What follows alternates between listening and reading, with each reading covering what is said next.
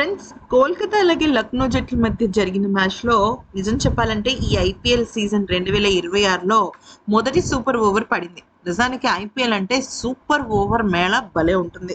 Super over అనంగానే మనకి ఒక థ్రిల్లింగ్ ఫ్రీ ఫీలింగ్ వస్తుంది. నిజానికి ఈ రోజు కోల్కతా జట్టు గెలిచింది అంటే ఖచ్చితంగా అది రింకు సింగ్ వల్లే. ఎందుకనంటే 51 బంతుల్లో 7 4లు 5 6లతో 83 పరుగులు చేయడమే కాకుండా 6 బంతుల్లో 2 పరుగులు చెయ్యాలి అని సూపర్ ఓవర్‌కి అవకాశం వచ్చినప్పుడు జస్ట్ ఒకే ఒక్క బంతిని వాడుకుని బౌండరీ కొట్టి కోల్కతా జట్టును గెలిపించాడు.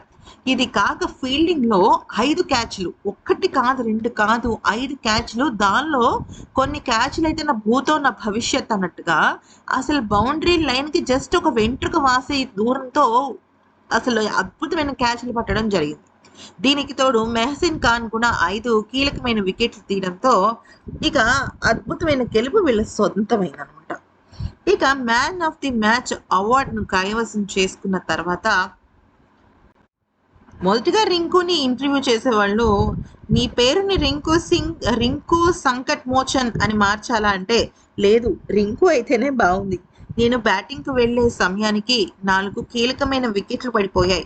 కాబట్టి నేను ఆటను చివరి వరకు ఎలా తీసుకువెళ్ళాలి అనే దాని గురించి ఆలోచిస్తూనే ఉన్నాను.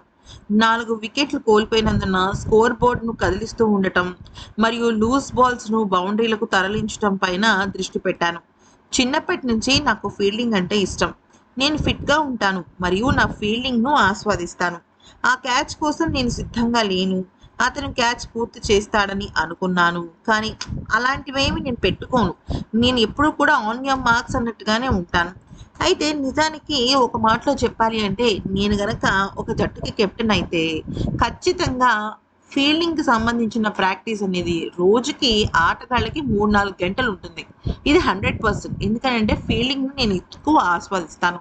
ఒక ఆటగాడు ఫిట్‌గా ఉన్నాడు అంటే అది నిజంగా తెలియచెప్పాల్సింది ఖచ్చితంగా వాళ్ళు చేసే ఫీల్డింగ్‌లో ఉన్న మెళకువలే.